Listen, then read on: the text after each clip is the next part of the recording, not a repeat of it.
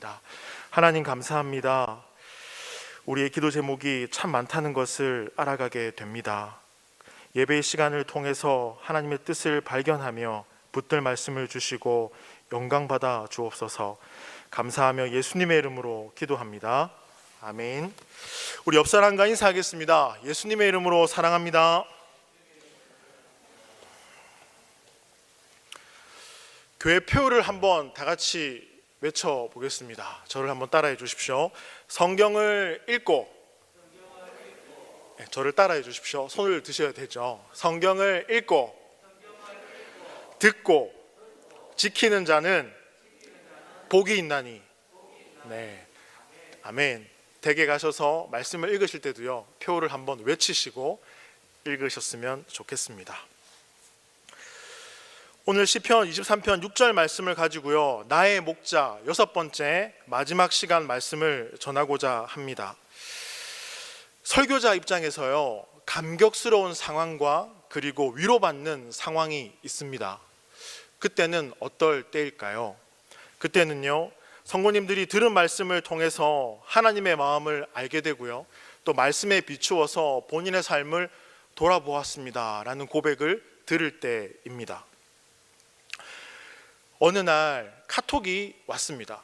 카톡 이렇게요. 카톡이 저에게 왔습니다. 목사님, 취업 시험 준비를 하면서 예배에 대한 마음이 예전 같지 않았는데 나의 목자라는 말씀을 듣게 되었습니다. 위안이 되었습니다 라고 문자가 왔습니다. 참 고맙더라고요. 누군가 전한 말씀을 기억하고 있다는 것 감사하죠. 근데 그 지체가요, 저에게 물어봤습니다. 나의 목자는 시리즈가 어떻게 됩니까? 총 6편이 이루어져 있습니다 라고 말을 해 주었습니다. 아니나 다를까 저는 2021년에요 4가지 키워드로 성도님들과 함께 만났습니다. 예배의 시간에요, 예수 그리스도, 섬김, 광야, 나의 목자, 이 시리즈로 함께 만났습니다. 아니나 다를까 그 지체분이 목사님, 올해는 어떤 말씀을 준비하고 계십니까? 라고 물어보더라고요. 기도하고 있었거든요. 전혀 당황하지 않고 말해 주었습니다. 올해는 성장, 거룩, 성숙이라는 이 키워드를 가지고 묵상하고 준비하고 있습니다 라고 말입니다. 그랬더니 기대할게요 목사님 이러고요, 뒤를 돌아가더라고요. 돌아가는 그 모습을 보면서 하나님 잘 준비하겠습니다 라고 또 다짐했던 시간들이 있었습니다. 저는 목자 되신 주님을 전할 수 있다는 것에요, 참 감사합니다. 말씀을 준비하는 것이 힘들고 어렵고 고통스러운 시간이 있을 때도 있지만요, 이 하나님의 말씀을 강대상에서 전할 수 있다는 것, 또 말씀으로 성도님들과 함께 할 수 있다는 것, 그것에 참 감사합니다. 여러분, 우리가 사망의 음침한 골짜기를 다닐지라도 걱정하지 않는 것은, 우리가 삶을 살아가면서 마주하는 고난이 있더라도 걱정하지 않는 것은 주님이 우리의 목자 되시기 때문입니다. 아멘이십니까? 한번 저를 따라해 주십시오. 나의 목자, 주님 사랑합니다. 한 분 안 하셨어요. 자, 여러분, 다윗은 어느 날 하나님 앞에 나와서 이런 기도를 합니다. 사무엘하 8장 18절 말씀을 보면요, 다윗은 어느 날 하나님 앞에 나와 이렇게 기도합니다. 다윗 왕이 여호와 앞에 들어가 앉아서 이르되, 주 여호와여, 나는 누구이오며 내 집은 무엇이기에 나를 여기까지 이르게 하셨나이까. 다윗은 어느 날 이런 고백을 합니다. 아, 하나님이셨군요. 내 인생에 아무도 없다고 생각을 했는데, 정말 내 인생에 아무도 없다고 생각을 했는데 하나님이셨군요 라고 이 왕이 된 다윗은 성소에 엎드려 하나님 앞에 기도합니다. 다윗은 왕이 된 이후에 자신의 삶을 회고하면서 어느 날 가슴 벅차게 하나님 앞에 나와 기도하는데요, 나는 누구이오며 내 집은 무엇이기에 나를 여기까지 이르게 하셨나이까. 주님, 나를 여기까지 왜 이르게 하셨습니까? 이렇게 고백합니다. 다윗의 삶에 대해서 여러분들은요, 잘 알고 계실 겁니다. 골리앗과 싸워서 이김으로 전설적인 영웅이 됩니다. 그런데 이스라엘의 초대왕 사울은요, 점점 이 다윗의 존재에 대해서 부담을 느끼죠. 사울 왕은 자기 내면에 들려오는 두려움의 목소리, 불안의 목소리를 떨쳐버리지 못하고 다윗을 제거하려고 합니다. 그렇죠. 또한 사울 왕 주변의 참모들이 다윗과 사울 왕을 이간질시킵니다. 자, 그러한 상황 가운데 다윗은요, 사울에게 이렇게 하소연을 합니다. 왜 그 사람들의 이야기를 듣습니까, 왕이요? 사무엘상 24장 9절에 보시면요, 다윗이 사울에게 이르되 보소서, 다윗이 왕을 해하려 한다고 하는 사람들의 말을 왕은 어찌하여 들으시나이까? 자, 그런데요, 다윗은 왕궁에서 사울 왕의 사위로 살다가 하루아침에 도망자의 신세가 되죠. 또 사울 왕은 자신의 정예 부대를 이끌고 다윗을 이잡듯이 잡아서 죽이려고 합니다. 그렇다면 다윗이 도망치는 재주가 탁월해서 사울에게 잡혀 죽지 않았을까요?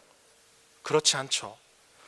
다윗은 자신의 삶이 끝났다고 생각했던 그때마다, 그 지점마다 하나님이 다윗을 건져주시는 것을 경험합니다. 뭐라고요? 끝났다고 생각하는 그 지점에 하나님께서 함께 하셔서 건져주시는 것을 경험하죠. 사무엘상 23장 14절에 보시면요, 다윗이 광야의 요새에도 있었고 또 십광야 산골에도 머물렀으므로 사울이 매일 찾되 하나님이 그를 그의 손에 넘기지 아니하시니라. 후반절에 보시면요, 하나님이 그를 그의 손에 넘기지 아니하시니라 라고 말씀합니다. 사울 왕은 다윗이 자기의 손에 있다고 생각을 했습니다. 다윗 또한 자기 목숨이 사울 왕에게 있다고 생각을 했습니다. 그런데 방금 읽은 말씀에 보면요, 다윗의 삶이 누구의 손에 있다고 고백을 합니까? 다윗의 삶이 누구의 손에 있다고 고백을 하죠? 하나님의 손에 있습니다. 하나님이 그를 그의 손에 넘기지 아니하시니라. 하나님의 손에 있다고 고백을 합니다. 그리고 우리가 그동안 살펴본 시편 23편의 핵심적인 다윗의 고백은요, 이것입니다. 하나님, 내 인생은 하나님 손에 있습니다. 하나님, 내 인생은 하나님 손에 있습니다. 때로는 자신의 목숨, 자신의 삶이 원수의 손에 있는 것처럼 여겨질 때도 있습니다.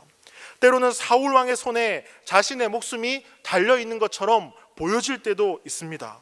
그런데요, 다윗은요, 먼 훗날 그것을 깨닫게 됩니다.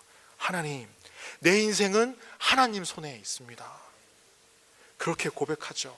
하나님이셨군요.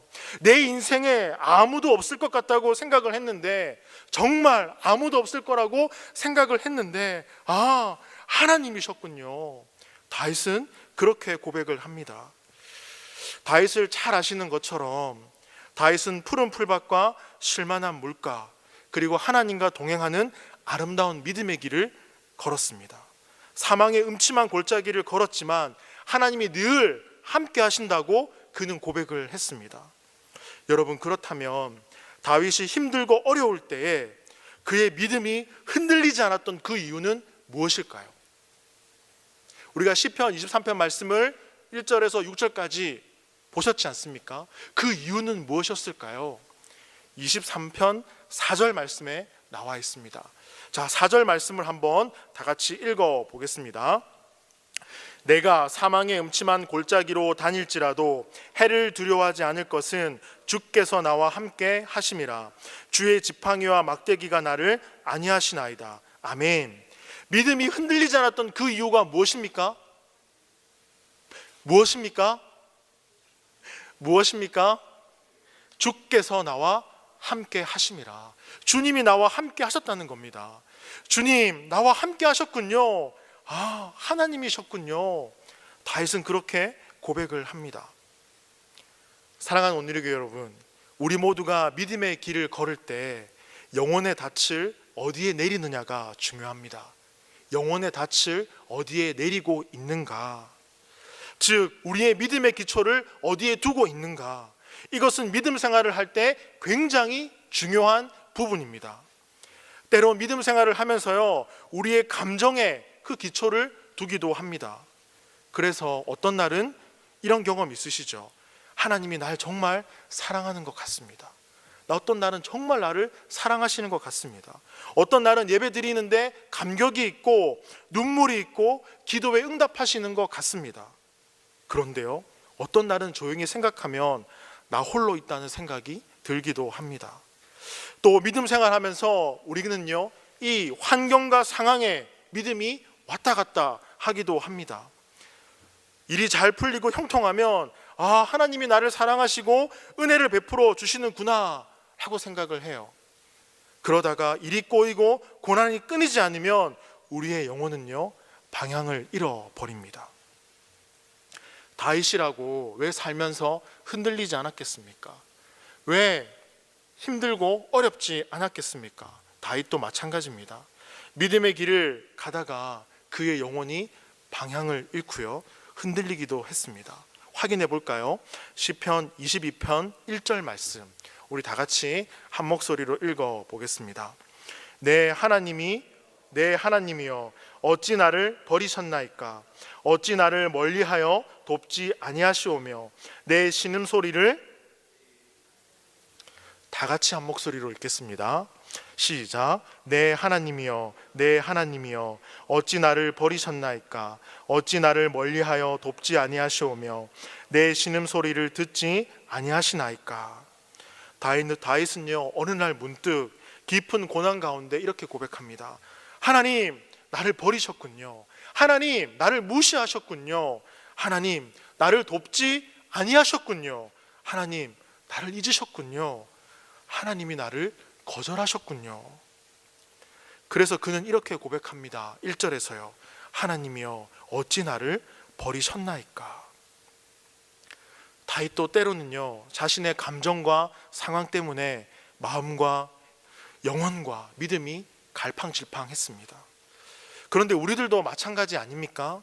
신앙생활 하면서 때로는 감정 때문에, 상황 때문에 마음이 무너지기도 하죠. 그런 경우 없으십니까? 그리고 여러분, 우리의 신앙이 환경과 감정에 기초하고 있다면 그 사람은요, 결코 평안할 수 없습니다. 뭐라고요? 결코 평안할 수 없습니다. 안전하고 느낄 수도 없죠. 왜냐하면 상황과 감정은 수시로 바뀌기 때문입니다. 여러분, 어디에 닻을 내리고 있어야 될까요? 어디에요?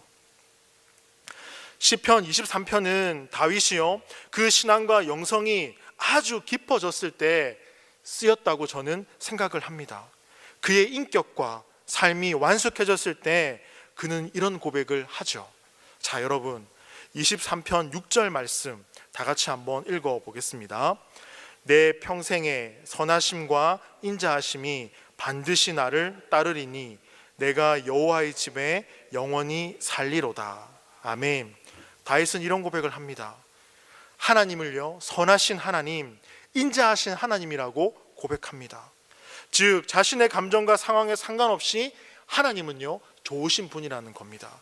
자, 그러면 여러분에게 질문을 한번 던져보겠습니다. 하나님이 왜 좋으신 분이십니까?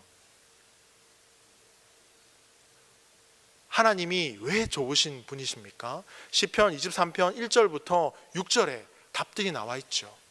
말씀을 보십시오. 하나님이 왜 좋으신 분이십니까? 자, 마음속으로 대답을 한번 해보겠습니다. 하나, 둘, 셋. 감사합니다. 네. 하나님은 왜 좋으신 분이죠? 선한 목자가 되시고요, 푸른 풀밭과 쉴만한 물가로 인도하시고요, 사망의 음침한 골짜기를 다닐지라도 나와 함께 하시고요, 내 영혼을 소생시키시고 어떠한 상황과 순간에도 나와 함께 하시고 자격이 되지 않는 자를 거룩한 식탁에 초대하시는 그러한 하나님은 참 좋으신 분이십니다 라고 다윗은 시편 23편을 통해서 우리에게 말씀해주고 있습니다. 또 이어서 다윗은요, 하나님은 인자하신 분입니다 라고 고백을 하고 있습니다. 여러분, 인자를 히브리어로 헤세드라고 합니다. 뭐라고요? 헤세드. 인자를 우리나라 말로 번역을 하면요, 자비, 호의, 친절, 사랑 정도가 됩니다. 그리고 헤세드라는 단어를요, 계약을 맺을 때 사용하는 단어이기도 하거든요. 예를 들면 내가 당신에게 헤세드를 베풀 때니 당신도 나에게 헤세드를 베푸십시오. 조건이 달린 단어가 헤세드입니다. 그게 우리들이 이야기할 때는 인자, 친절, 호의일 수 있습니다. 내가 당신에게 호의를 베풀 테니 당신도 나에게 잘해주세요. 일종의 기브 앤 테이크 같습니다. 자, 그런데 다윗은요 23편 6절에서 뭐라고 고백을 합니까? 우리 다시 한번 6절 말씀을 읽어보겠습니다. 내 평생에 선하심과 인자하심이 반드시 나를 따르리니 내가 여호와의 집에 영원히 살리로다. 아멘. 인자하심이 반드시 나를 따르리니 라고 고백을 하고 있습니다. 즉 하나님의 인자하심, 하나님의 헤세드가 일방적으로 부어졌다라는 거죠. 사람들은 조건을 달고 기브 앤 테이크를 얘기하는데 하나님의 헤세드, 하나님의 인자하심이 조건 없이 나에게 주어졌다라는 것입니다. 그 헤세드가 내가 어디를 가든지 나를 따라온다라는 겁니다. 나를 끝까지 추격한다라는 겁니다. 때로는 내가 하나님의 손을 놓으려고 했습니다. 그런데 그 헤세드, 하나님의 무조건적인 하나님의 사랑이요 나를 끝까지 추격해 온다라고 말씀하고 있죠. 나를 따라옵니다. 다윗은 고백합니다. 다윗은 나를 따르리니 라는 고백을 통해서 하나님의 열심을 노래합니다. 일종의 하나님의 집요함을 노래하죠. 변함없는 하나님의 사랑, 확고부동한 하나님의 사랑, 하나님의 성실하신 그 사랑을 노래합니다. 하나님, 나를 따라오시는 하나님, 집요하게 나를 물고 놓지 않은 하나님. 여러분, 하나님이 징글징글 하십니까? 아니죠. 나를 끝까지 물고 놓지 않으시는 그 하나님을 오늘 고백하고 있습니다. 하나님은 그런 분이십니다. 여러분, 다윗이 고백하는 헤세드는 어떤 율법으로 맺어진 관계가 아닙니다. 내가 잘하고 어떤 행위와 조건으로 인해서 하나님과 내가 좋은 관계가 맺어졌다, 그렇게 고백하지 않습니다. 다윗이 고백하는 헤세드는요 하나님의 전적인 사랑에 기초한 은혜와 선물입니다. 즉 다윗은 나는 자격이 되지 않고 조건이 되지 않는데 하나님이 나를 무조건적으로 사랑해 주시고 나에게 은혜를 베풀어 주시고, 심지어 내가 하나님으로부터 멀어졌다고 생각을 했는데, 완전히 도망을 쳤다고 생각을 했는데 하나님은 집요하게 나를 따라오셔서 은혜를 베풀어 주시는군요. 나를 추격해 오시는군요. 나를 따라오셔서 그 헤세드를 보여주시는군요 라고 다윗은 노래하고 있습니다. 여러분, 제가 헤세드에 대해서 반복적으로 계속 말씀을 드렸잖아요. 여러분, 헤세드란 키워드로 인터넷 포털 사이트에서 검색을 해보시면 시중에 많은 책들이 출판되었다는 사실을 발견하게 됩니다. 헤세드에 관해서요. 그런데요, 그 여러 권의 책들이 공통적으로 담고 있는 소재가 있는데요, 그것이 무엇이냐면 보아스가 룻에게 베푼 사랑입니다. 이 헤세드에 대한 이야기가 나옵니다. 룻과 보아스의 이야기. 이방인인 룻, 과부인 이 룻이 어떤 조건과 자격과 행위, 공로가 있어서 보아스의 사랑을 받았을까요? 그렇지 않습니다. 인간들의 이야기지만 우리는 그 이야기 속에서 헤세드의 진정한 의미를 발견하게 됩니다.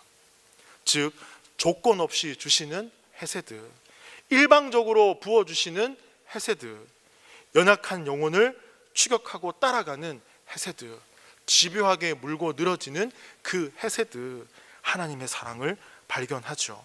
우리는 그것을 룻기에서 확인할 수 있습니다. 혹자는 이렇게 이야기를 합니다.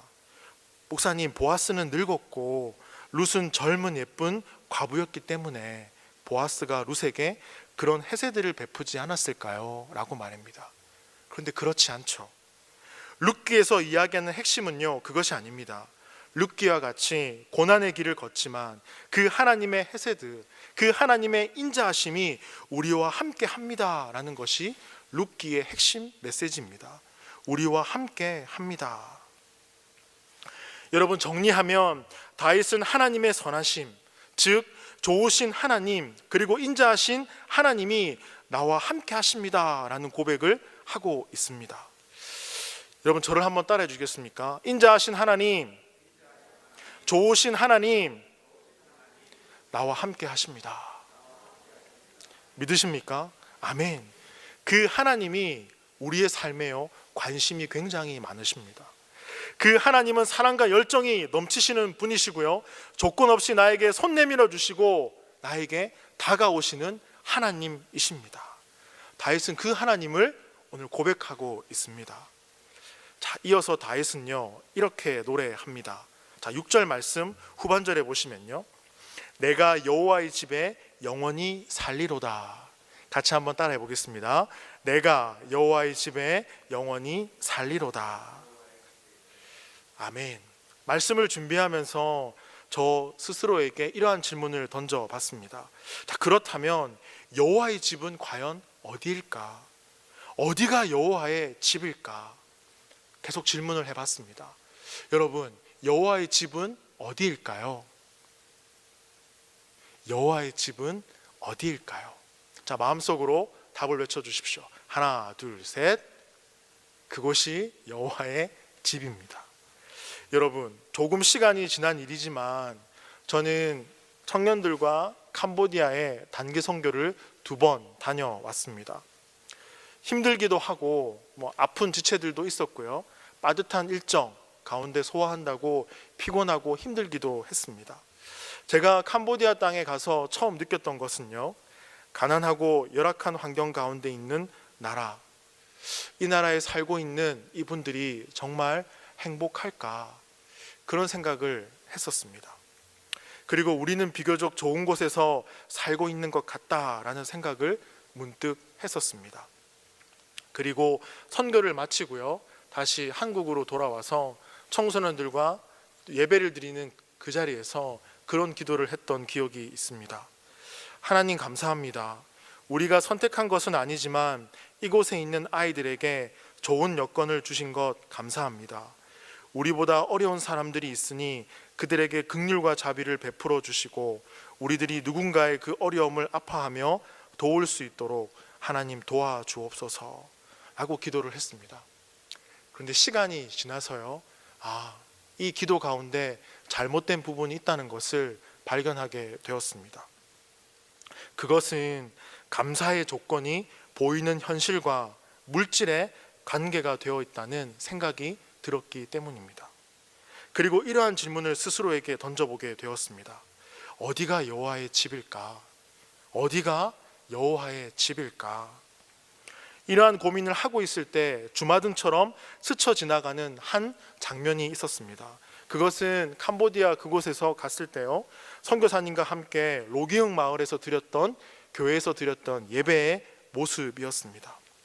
가난하고 앞이 보이지 않는 나라, 경제적으로 힘든 나라, 어떻게 보면 열악하지만 과연 이분들에게도 행복이 있을까, 그렇게 생각했던 그곳이 정말 여호와의 집이었구나, 그곳에 정말 하나님이 계셨구나 고백하게 되었습니다.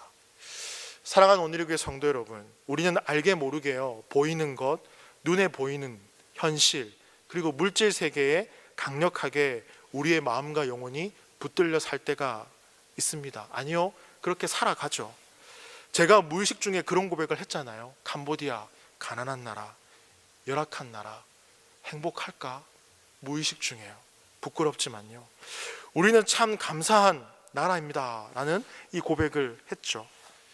자, 그런데 여러분, 화려한 궁궐이 여호와의 집일까요?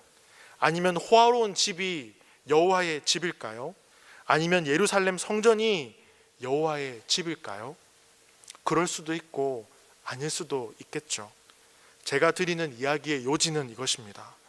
장소나 건물이 중요하지 않다라는 것을 이야기하는 것입니다. 아무리 화려하고 아무리 좋아 보일지라도 그곳에 하나님의 영이 계시지 않으면 그곳은요, 여호와의 집이 아닙니다. 하나님의 인대 속에 우리가 붙들려 살아가는지, 또한 하나님께 붙들림 바 되는지, 이것이 중요한 것입니다. 임재 속에 우리가 붙들려 사는지, 하나님께 붙들림 바 되는지. 다시 한번 캄보디아 교회를 떠올려 보면서요, 그 예배했던 성도님들의 모습을 떠올려 보니 그분들의 모습 속에서 갈망함을 발견하게 됩니다. 주님을 향한 갈망함, 하나님의 임재 속에 정말 하나님을 찾고자 하는 그런 사모함이 느껴졌었거든요. 언어는 비록 다르지만 예배를 드리면서 그들의 모습 속에서 하나님의 임재를 느낄 수 있었습니다. 바로 하나님의 임재로 가득한 그곳이 바로 여호와의 집입니다. 바라기는 저와 여러분의 삶의 모든 영역에서 하나님의 임재하심이 가득하기를 소망합니다. 여러분 삶의 모든 그 영역 속에서 여호와의 집, 그 집을 만들어 가시기를 소망합니다. 사랑하는 여러분, 여러분의 영혼 깊은 곳에 하나님이 자리하고 계십니까? 다시 묻고 싶습니다. 여러분의 영혼 깊은 곳에 하나님이 자리하고 계십니까? 그렇다면 여러분의 마음, 여러분의 바로 여호와의 집입니다. 오늘 어떤 마음으로 예배 자리에 나오셨습니까? 의무감으로 예배 자리에 나오셨나요?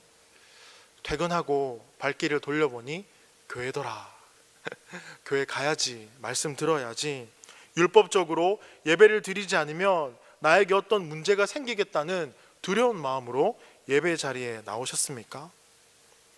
다윗은 오늘 말씀을 통해서 하나님이 함께 하시면 그것이 바로 여호와의 집입니다 라고 고백을 하고 있습니다. 즉 내가 어디에 있던, 내가 어떠한 느낌이든 어떤 상황이든 그것은 중요하지 않다라는 것입니다. 오직 하나님이 나와 함께 하신다면 나는 족합니다. 부족함이 없습니다. 그리고 그렇게 살다가 내가 아버지의 집에 거하고 싶습니다. 그리고 그렇게 살다가 아버지의 품에 안기고 싶습니다 라고 고백을 하죠. 여러분, 우리의 삶이 이러하면 좋겠습니다. 주님이 함께 하기에 주어진 사명 따라 살아가면서 아버지의 품에 안기고 싶습니다. 한결같이요. 한결같이. 오늘 예배 가운데 있는 분들 중에 혹 이런 질문을 하시는 분들이 있을 것 같습니다. 목사님, 하나님의 헤세드, 그 헤세드를 말씀하셨는데 나는 하나님의 헤세드와 상관없이 살아가는 것 같습니다. 도대체 하나님의 인자하심이 무엇입니까? 이렇게 질문하는 분이 있을지 모르겠습니다. 그런데요, 하나님께서는 이미 우리 모두에게 풍성한 헤세드를 보여주셨습니다. 부어주셨습니다. 그것은 바로 예수 그리스도입니다. 예수 그리스도가 이 땅에 오셨습니다. 예수 그리스도의 십자가 사건 자체가 우리에게 이미 부어주신 하나님의 헤세드입니다. 인자하심, 그 사랑. 이미 우리는 넘치는 사랑을 받았습니다. 넘치는 헤세드를 받았죠. 또 하나님의 영원한 사귐과 사랑에 초대를 받은 사람들입니다. 조건 없이 충만히 부어주시는 하나님의 헤세드, 그리고 우리의 연약함과 부족함에도 불구하고 우리를 추격하고 찾으시는, 우리를 붙드시는 하나님의 그 사랑과 은혜. 여러분, 그 부르심 앞에 생명으로 살아가시기를 소망합니다. 주님을 나의 목자로 여기면서요. 저희 5살 딸이요, 주일학교에서 배워온 복음송이 있습니다. 그걸 늘 흥얼흥얼 거리더라고요. 내 삶의 주인은 바로바로 예수님, 내 마음의 주인은 바로바로 예수님. 제가 물어봤습니다. 하람아, 무슨 뜻인지 알아? 몰라. 예수님은 어디에 계셔? 교회. 그래서 제가 제 딸에게요, 머리에 손을 얹고 기도해 주었습니다. 그래, 우리 삶의 주인은 바로 예수님이셔. 그 예수님을 만나고 너가 앞으로 커가면서 살아가기를 소망하고 축복한단다. 우리 딸에게 그렇게 잘 말해주고 있습니다. 아니나 다를까 그랬더니요, 저희 딸이 어린이집에서 친구를 위해서 기도해 주었다고 선생님이 얘기를 해 주시더라고요. 너무 감사했습니다. 여러분, 제 딸이 흥얼거렸던 이 복음송의 가사는요, 나의 주인 예수님이란 곡입니다. 내 마음의 주인은 바로바로 예수님, 내 삶의 주인은 바로바로 예수님, 날 만드시고 날 도우시는 주님만 따라가리라. 날 지키시고 날 인도하시는 주님만 따라가리라. 여러분, 나의 목자 되신 주님을 따라가시기를 소망합니다. 내 삶의 주인, 그리고 좋으신 분, 인자하신 분, 그분을 따라 살아가는 저와 여러분의 삶이 되길 소망합니다. 이 말씀 기억하시면서요, 우리 기도했으면 좋겠습니다. 하나님, 선하시고 인자하신 하나님과 함께 이 믿음의 길을 걸어가게 하시니 감사합니다. 다윗은 그의 인생의 황혼이 넘는 그 가운데 하나님 앞에 서기 직전에 고백합니다. 하나님이셨군요. 하나님이 내 인생 가운데 함께 하셨군요. 내가 아버지 집에 거하다가 아버지의 품에 거하고 싶습니다 라고 고백을 합니다. 하나님, 이 고백이 우리의 고백이 되기를 소망합니다. 하나님의 선하심과 헤세드 앞에 반응하며 살아가는 우리의 삶이 되기를 소망합니다. 나를 붙드시고 찾으시고 조건 없이 베풀어 주신 그 사랑의 아버지를 바라보며 살아가게 하옵소서. 우리가 때로는 감정과 상황에 흔들리지만 그럼에도 불구하고 다윗의 고백처럼 아버지가 계시는 이곳이 아버지의 집임을 알고 하나님으로 가득 찬 삶을 살아가는 우리의 삶이 되도록 인도하여 주옵소서. 주님 감사합니다. 예수님의 이름으로 기도합니다. 아멘.